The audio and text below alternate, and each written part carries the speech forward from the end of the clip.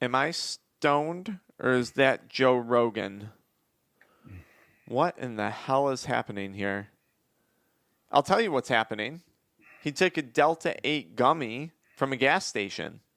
All right, guys, all joking aside, that video clip was of a man who did consume a Delta 8 gummy from a gas station, and he wound up having a really bad reaction. But that's not what today's video is going to be about. I've been making content on a long time surrounding THC and marijuana addiction. And if you've been following me, you know that I've made content before warning people years ago when Delta 8 really started to hit the mainstream market that this was going to be a problem. I said if you respect cannabis, you're not going to consume Delta 8 because I found it to be a huge disrespect to the cannabis plant in general. Now, I said that, and I titled today's video Delta 8 THC, the stuff nightmares is made of, because the literature that's coming out surrounding Delta 8 products and their consumption and their production is truly terrifying. Now, if you don't know what Delta 8 is, it's derived from the hemp plant, specifically from the components involving CBD, and Delta 8 is largely synthetically derived, okay? So if you have the cannabis plant, you have all these different endocannabinoids found within it: CBD, THC, CBN, CBG, and very, very, very, very, very tiny amounts of Delta 8. So Delta 8 is synthetically derived in larger quantities from the cannabis plant and then sold in the form of edibles, cartridges, dryer, whatever it is that people are smoking. And people are having super bad reactions: psychosis, delusions, hallucinations, major stomach issues, breathing problems, panic attacks.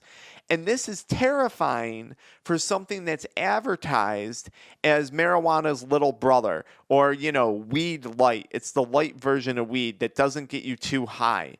And this is absolutely not turning out to be the case when it comes to a lot of these unregulated vape shop and gas station Delta 8 products. Now, what we're going to do today is we're going to listen to a video of a biochemist who studies cannabis. So she studies the biochemistry of cannabis.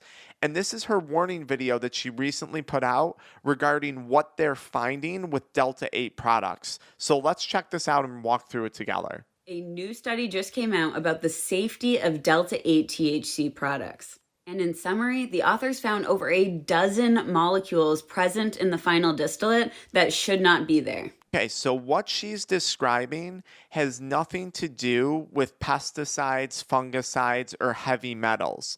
So if you guys have ever bought legitimate cannabis products, most of the product packaging has a QR code on the back. And you scan that QR code, and then it brings you to lab testing. And that lab testing usually tells you what cannabinoids are present within the distillate or the oil or whatever. And then it tells you that there's no fungicides, no pesticides, no heavy metals, no contaminants. She's not talking about that. She's talking about the byproducts that are made during the manufacturing process of Delta 8 products, okay? This is comparable to talking about the byproducts that are created from lighting a cigarette. So when you light a cigarette, that's when all the carcinogens occur. Cigarette companies and tobacco companies don't necessarily pack cigarettes full of cancer-causing things. It happens because of the burning process. What she's talking about is occurring during the manufacturing process of Delta 8. So let's hear more. Remember that commercially available Delta 8 products are produced synthetically, not organically by the plant. So what she's referring to here is that Delta 8 is found in very small quantities in the cannabis plant. So in order for a seller or a retailer of Delta 8 or a manufacturer to get larger quantities, they put it through this process called isomerization. And this is where you take solvents and you take acids and you combine these things together and you expose it to high heat temperatures. This is how they then get large quantities of Delta 8 from a plant that only contained it in really, really small quantities. And this is why it's considered synthetic. This is what she's referring to here. Now, if we're looking at something like CBD, something that I am a fan of, people ask me that all the time on the channel. Just because I help people quit cannabis doesn't mean I'm anti-cannabis. Huge fan of CBD when you get a quality product. CBD is typically extracted through a process called supercritical CO2 extraction. If you're consuming CBD products, you want to make sure that that's how they're deriving the CBD versus using harsh solvents or chemicals to get the CBD, because that would be bad. So Delta 8, though, it uses harsh solvents, harsh acids, and then it's exposed to heat. This is where we're getting all of these really dangerous byproducts in Delta 8 things that she's going to be referring to. This becomes a problem because the final product doesn't just have Delta 8 in it. It also has these byproducts and intermediates left over from the synthesis. And although the authors did identify and characterize each of these molecules, we know almost nothing about the pharmacology of these molecules and how they interact with our body. All we know is they're produced via synthesis and they shouldn't be there. So this is a major issue because although CBD and THC have been around a while and we do have some growing literature on how these things are interacting with our endocannabinoid systems, we have no idea when it comes to Delta 8. And I think this is a major reason why we're seeing so many people go into acute psychosis that can last for days or weeks after hitting one Delta 8 cart, or having crazy stomach problems or crazy hallucinations off of something that's not supposed to cause those things. Now, I'm not even going into in today's video about the illegitimacy of a lot of these black market or gray market, whatever you want to call it, gas station or vape shop Delta 8 products. If you're not getting your Delta 8 products through a certified dispensary, right, a government regulated dispensary, you have no concept of what it is you're consuming, okay? And a lot of these manufacturers aren't using something like supercritical CO2 extraction.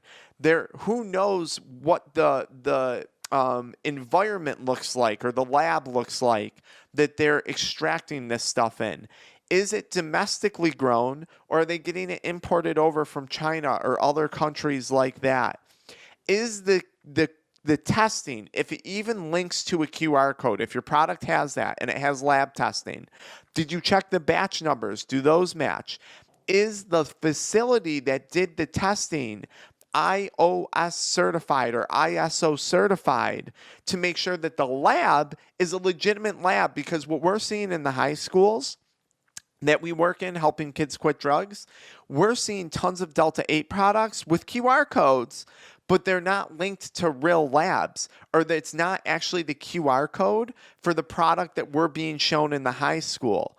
So they're going to unbelievable lengths right now, and they can, because of the lack of regulation on this stuff and understanding, to trick the consumer into selling them a really, really crap product. And this is super bad for maybe someone who thinks that they're consuming Delta 8 as a form of harm reduction to THC, and they're like, oh, I'm not going to get as high, because that's just not the case. Let's listen to what this nurse practitioner out of New York City has to say in regard to what they're seeing with Delta 8 products. As a nurse practitioner, I really need to talk about these Delta 8 THC gummies from a harm reduction standpoint. Delta 8 is a compound found in cannabis in a really, really, really small amount. And the only way that they can concentrate it into actually a big amount in these gummies is by using synthetic materials and chemicals and basically whatever they want. There is where he's talking about the manufacturing process of Delta 8, how they extract it from cannabis. And that's that isomerization process that I was talking about, where it's exposed to high heat, which then produces all these bad byproducts that chemist was referring to earlier. So these are not regulated by anyone. In the emergency room, we have seen people take these gummies and come in with SVT, which is an extremely rapid abnormal heart rate. We've seen people passing out, extreme paranoia, extreme nausea, and it's just not normal with regular THC use. So you do actually see that stuff with regular THC use as well. Most people just aren't as familiar with it, but I'll agree with this. You're seeing it a lot more frequently with Delta 8. Now, is that because of the widespread availability of Delta 8? Or because we're having major problems with Delta 8? You can be the judge on that one. Now, look, I was addicted to THC cartridges. I was addicted to both legitimate dispensary ones and black market ones. I was smoking dank vape carts back in the day when those first flooded the markets. I understand cannabis addiction, and I'm not making this video from a standpoint of fear mongering. I'm making this video to educate you guys, the consumer, and keeping you up to date as to what's actually going on. And honestly, I'm saying this not only as an addiction recovery coach, as someone who helps people quit these things, which if you want to learn more about our one-on-one coaching, check that pinned comment. You can book a call with us. But I'm talking about this from a standpoint of even respecting cannabis. I think you are disrespecting cannabis by taking a plant that has such specific compounds in such specific amounts, and now here you are extracting a certain part of it, amplifying this amount, decreasing this amount. You're taking a plant that's been enjoyed for centuries by tons of people with minimal complications, and you're trying to ramp it up, and now we're seeing all these issues suddenly. So in my opinion, if you respect cannabis, you're not going to use Delta 8 until we learn more about it and until we at least get our bearings. Because guys, honestly, this is what nightmares are made of. And I'm telling you, the people that we work with who have delusions, longer term psychosis that's not going away, they'll tell you this is truly terrifying.